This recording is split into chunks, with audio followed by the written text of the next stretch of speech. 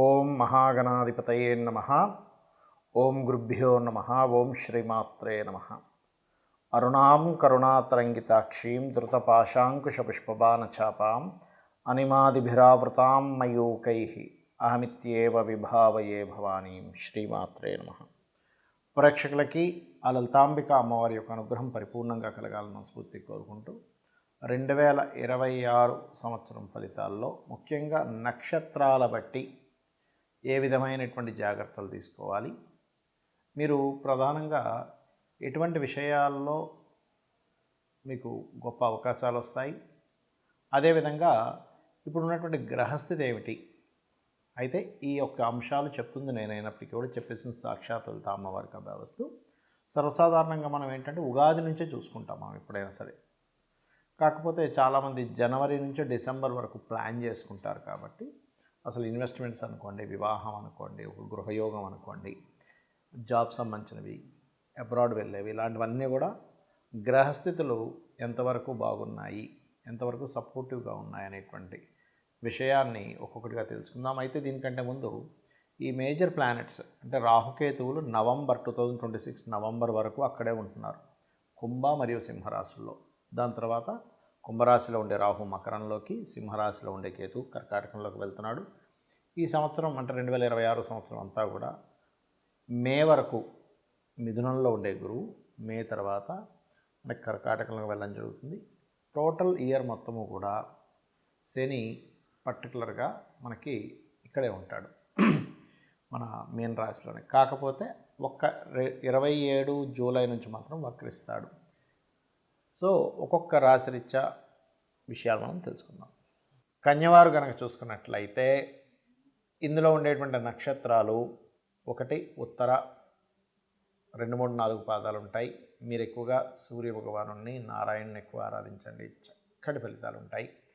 అలాగే హస్తా నక్షత్రం వారు అమ్మవారి యొక్క ఆరాధన, రాజరాజేశ్వరి అమ్మవారి యొక్క ఆరాధన.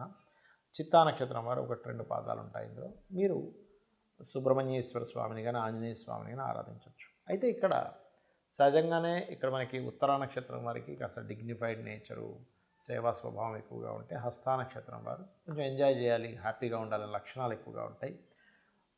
చిత్తా నక్షత్రం 1, 2 పాదాల వారికి కొంచెం అన్నదమ్ములతో లేకపోతే మిస్కమ్యూనికేషన్స్, కొంచెం గొడవలు ఎక్కువగా జరుగుతుంటాయి వాళ్ళ లైఫ్లో. అయితే ఇక్కడ మీరు ధ్యానం చేయవలసింది కూడా నారాయణుని, కృత్తిక ఉత్తర వాళ్ళైతే హస్తవాళ్ళ అమ్మవారిని, కృత్తిక నక్షత్రంలో ఆంజనేయ స్వామిని అని చెప్పాను కదా. ఇందులో పర్టికులర్గా ఉత్తరా నక్షత్రం వారు మాత్రం ఇన్వెస్ట్మెంట్స్ చేసేటప్పుడు, ఎందుకంటే ఈ 3 నక్షత్రాల వారికి, ఈ రాశి వారికి 12లో కేతు ఉన్నాడు. కానీ ఈ 12లో ఉండేటువంటి కేతువు ఎవరి మీద ఎక్కువ ప్రభావం చూపిస్తాడు ఇన్వెస్ట్మెంట్స్ విషయంలో అంటే ఉత్తరా నక్షత్రం 2, 3, 4 పాదాల వారికి ఎక్కువ ప్రభావం ఉంటుంది. బికాజ్ ఆఫ్ మీకు ఉండే నక్షత్రాలు, గ్రహస్థితులు, వాటి ప్రభావం ఎవరి మీద ఎప్పుడు చూపిస్తుందని ఉంటుంది. అంటే ఎలాంటివి ఇన్వెస్ట్మెంట్ మీద అంటే ఒక్కొక్కసారి మనం అనవసరమైన ఖర్చు పెట్టడం, లేకపోతే తప్పనిసరి ఇన్వెస్ట్మెంట్ చేయాల్సిన పరిస్థితి రావడం మొహమాటానికి.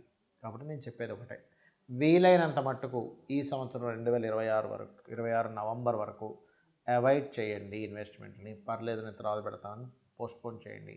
2026 నవంబర్ వచ్చింది అక్కడి నుంచి బాగుంటుంది. ఇక 6లో రాహు ఉన్నాడు, శత్రుపై జయము, కాంపిటీషన్లో కలిసి రావడం, ఇట్లాంటివన్నీ కూడా ఇస్తాడు ఇక్కడ. అయితే మీకు ఫైనాన్షియల్గా గ్రోత్ కొంత శ్రమ ఉంటూ కొంత గ్రోత్ ఉంటుంది మే వరకు. మే తర్వాత ఉండదని కాదు, మే తర్వాత మీరు ఏవైతే కొత్త కొత్త ఎఫర్ట్స్ పెట్టి మీరు ప్లానింగ్స్ చేస్తుంటారో వాటికి అనుకూలత ఉంటుంది. అలాగే అదేవిధంగా మే తర్వాత మీకు వివాహం కోసం చూసేటువంటి వారికి అనుకూలత ఉంది. బికాజ్ ఆఫ్ సప్తమంలో శని భగవానుడు ఉన్నప్పటికీ గురువు యొక్క దృష్టి ఉంది. కాబట్టి ఇదేంటంటే కొంచెం ఇష్టపడిన వారిని వివాహం చేసుకోవడానికి, లేకపోతే మేనమామ, మేనత్త వరుసు వాళ్ళ యొక్క సంతానంతో కానీ ఏదైనా వివాహం అవ్వడానికి అనుకూలిస్తుంది అక్కడ, వాళ్ళని ఇష్టపడి చేసుకోవడానికి. ఇక విదేశాల్లో చదువుకోవాలని, లేనట్లయితే విదేశాలలో అక్కడ ఏదైనా గృహం కొనుగోలు చేయడానికి అనుకూలంగా ఉంది చెప్పాలంటే. ఇక మీరు నిత్యము చేయవలసిన దేవతారాధన వెంకటేశ్వర స్వామి యొక్క ఆరాధన చేయండి, అన్ని విధాలా మీకు బాగుంటుంది. చాలామంది జాతక చక్రం అసలు ఎందుకు చూపించుకోవాలి, అసలు దానికి ఉండేటువంటి ఇంపార్టెన్స్ ఏమిటి, మనకి జాతకం చూపించుకోవడం ద్వారా కలిగేటువంటి ఫలితం ఏమిటి అని అడుగుతూ ఉంటారు నన్ను. చాలామంది అనుకుంటారంటే జాతక చక్రాన్ని చెప్పడం అంటే కేవలం ఏలినాడ్స్ నడుస్తుందండి, మీకు పలానా సర్పదోషం ఉందండి, లేకపోతే మీకు పలానా ఇంకోటి ఏదో ఆశ్లేష బలి చేయించాలి, ఇంతవరకే అనుకుంటారు. అది కేవలం ఒక 1% కూడా కాదు, చాలా తక్కువ ఆ విషయం చెప్పడం అనేది. ఒకటి ఏంటంటే మన జీవితంలో మనం బాగా ఒత్తిడి ఎదుర్కొంటున్నాము, విపరీతమైన స్ట్రెస్లోకి వెళ్ళిపోతున్నాము, ప్రతిసారి నేను జీవితంలో ప్రతిసారి ఓడిపోతున్నాను అన్నప్పుడు అది నువ్వు ఏ పరంగా ఓడిపోతున్నావు, అది ఏ భావంతో కనెక్టివిటీ అనే దాన్ని చూస్తూ లగ్నం ఎంత స్ట్రెంత్గా ఉందని చూస్తాం. అంటే ఒక వ్యక్తి చాలా అవలీలగా 500 కిలోలు టక్కన లేపితే ఇంకో వ్యక్తి 50 కిలోలు బరువు అతను లేపడానికి స్ట్రెంత్ సరిపోదు. ఎందుకు? ఇద్దరు మనుషులే కదండి, ఇద్దరు ఒకే వయసు వాళ్ళు. అంటే ఇతనిలో ఉండే శక్తి అతనిలో ఉండే శక్తి వేరు. ఏ అనే అక్షరం బి అనే పర్సన్ ఏఆర్బి అనుకుంటే మా ఉదాహరణకి అలా స్ట్రెంత్ని అయితే ఆ వ్యక్తి 50 కిలోలు కాదు కదా, 500 కిలోలు దాటి కూడా లిఫ్ట్ చేయగలుగుతాడు. అలా మీ లగ్నం ఎప్పుడైనా సరే స్ట్రాంగ్గా లేదు, అక్కడ ఏదో ఎఫెక్టివ్గా ఉంది అన్నప్పుడు దానికి సంబంధించి దానం ఇవ్వడం ద్వారా మీ లైఫ్లో సక్సెస్ పొందడానికి, స్ట్రాంగ్గా ఎటువంటి సిచ్యువేషన్స్ వచ్చినా నిలబడడానికి మీ లగ్నం చెప్తుంది. అదేవిధంగా ప్రతి భావము ఉంటుంది. ఇప్పుడు చాలామంది చూడండి, నేను ఫలానా వ్యాపారం చేశాను, నేను ఫలానా ట్రై చేశాను లైఫ్లో, కానీ నేను ఫెయిల్యూర్ అయిపోయాను, ధనం రాలేదు, ఉన్ని డబ్బులు పోయి అంటారు. ఇక్కడ ఏంటంటే మీరు ఒక వ్యాపారం చేసేటప్పుడు ఇన్వెస్ట్మెంట్ పర్ఫెక్ట్ టైంలో చేస్తున్నారా లేదా, మీకు అసలు ఎందులో ధనయోగం ఉంది అనే దాన్ని చాలా స్పష్టంగా మనకి జ్యోతిష్ శాస్త్రం చెప్తుంది. అంతేగాని ఏదో ఇది అవ్వచ్చు, ఇది చేసి ట్రై చేయండి అనేటువంటిది ఉండదు. ఇక కొంతమందికి వాళ్ళకి లేదన్నా సరే మేము చేస్తాం సార్ అంటే ట్రై చేయండి అంటాం. కానీ ఉండే విషయం ఏంటంటే వెరీ స్పెసిఫిక్గా ఉంటుంది. మీకు వ్యాపారమా, ఉద్యోగమా, ఇక్కడుండి చేస్తే బాగుంటుందా, విదేశాలకు వెళ్ళి చేస్తే బాగుంటుందా అనేది ఒక క్లియర్ సమాధానం జ్యోతిష్ శాస్త్రం ఇస్తుంది. అదేవిధంగా అన్నదమ్ములతో కావచ్చు, రకరకాల రిలేషన్స్ ఉంటాయి మనకి. అన్నదమ్ములు, తల్లి, తండ్రి, మేనమామలు, ప్రతి భావము ఒక్కొక్క విషయాన్ని క్రోడీకరిస్తుంది.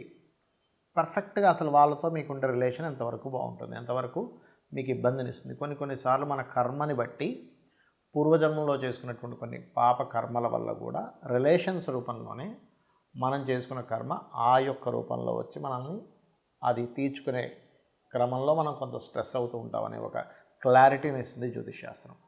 అలాగే మీరు ఏం చదివితే బాగుంటుంది. చాలామంది చూడండి, పిల్లల్ని వాళ్ళకి ఇంట్రెస్ట్ లేకపోయినా నాన్న ఇది చదివితే బాగుంటుందని చదివించి, వాళ్ళకి ఇంట్రెస్ట్ లేక వాళ్ళ దాంట్లో మళ్ళీ వాళ్ళకి పెద్దగా కలిసి రాక మళ్ళీ పెద్ద అయిన తర్వాత మనం ఇబ్బంది పడుతూ ఉంటారు తల్లిదండ్రులు. అలా కాకుండా అసలు పిల్లలు హాబీగా చదువుకునేది ఏంటి, ప్రొఫెషనల్గా తీసుకోవాల్సింటే ఏం తీసుకుంటే బాగుంటుందని ఒక క్లారిటీ, మీరు ఏ డైరెక్షన్లో నివసిస్తే బాగుంటుంది అంటే ఇంటి యొక్క మెయిన్ డోర్ ఒక్కొక్క వ్యక్తికి ఒక్కో డైరెక్షన్ కలిసి వస్తుంది. All directions is good. కాకపోతే ఇక్కడ ఏంటంటే మనకి ఏ డైరెక్షన్ కలిసి వస్తుంది అనేది ప్రధానంగా తీసుకోవాలి. అదేవిధంగా మరొక విషయం ఏంటంటే ఇక్కడ ఈ ఫ్రెండ్స్ కానివ్వండి, షేర్ మార్కెట్ కానివ్వండి, సంతానంతో ఉండేటువంటి రిలేషన్స్ కానివ్వండి, సంతానం ఎందుకు ఇలా తయారవుతున్నారు, వాళ్ళు ఎదగాలంటే ఏం చేయాలనేటువంటి అంశాలు కానివ్వండి, అంటే వాళ్ళకి ఏ పూజ చేయించుకోవాలి, వాళ్ళకి ఎటువంటి లాకెట్ తొడగాలి, అదేవిధంగా మీరు ఎటువంటి రత్నం ధరిస్తే కొంతవరకు సపోర్ట్. ఒకటే చెప్తాను, గుర్తుపెట్టుకోండి, ఏదో కేవలం ఒక రత్నధారణ వల్ల మీ జీవితం మొత్తం మారిపోదు, ఇది శుద్ధాబద్ధం. కొంత సపోర్ట్ లభిస్తుంది అంతే. మన జీవితంలో మనం చేసే ప్రతి పని కూడా ఒక సపోర్ట్.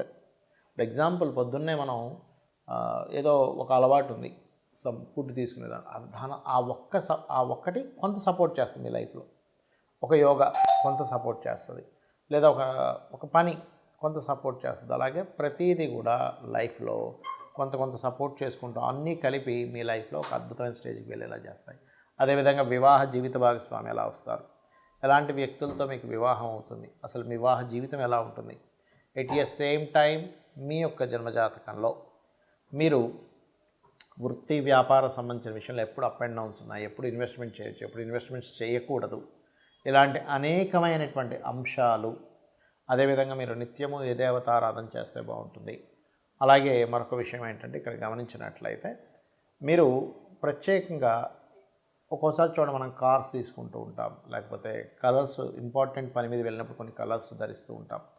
అంటే ఇక్కడ ఏంటంటే ఆల్ కలర్స్ ఈజ్ గుడ్, కానీ మీరు ఎప్పుడైతే ఇంపార్టెంట్ అనుకుంటారో, నేను పలానా పెళ్లి చూపులకు వెళ్తున్నాను, లేనట్లయితే పలానా ఆఫీస్లో ఫస్ట్ టైం జాబ్ చేయడానికి వెళ్తున్నాను, ఇట్లా ఉన్నప్పుడు ఒక మేజర్ ఇన్సిడెంట్, మేజర్ టర్న్ ఒకటి ఉంది మీ లైఫ్లో, అప్పుడు మీరు వేసుకోవాల్సిన కలర్ ఏంటి, ఏ డే వెళ్తే బాగుంటుంది, ఏ డేస్ మీకు బాగా కలిసి వస్తాయి? All is good, but A days మీకు బాగా కలిసి వస్తాయి?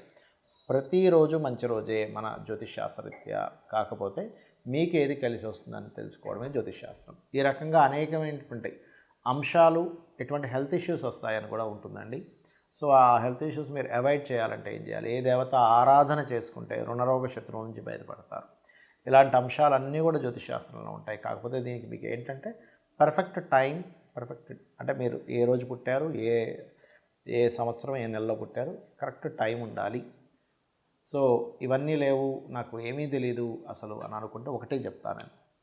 నిజాయితీగా మీ ధర్మాన్ని మీరు పాటిస్తూ అమ్మవారిని నిత్యము ధ్యానిస్తూ ఉండండి. అమ్మవారు అన్నీ చూసుకుంటుంది. శ్రీమాత్రే నమః.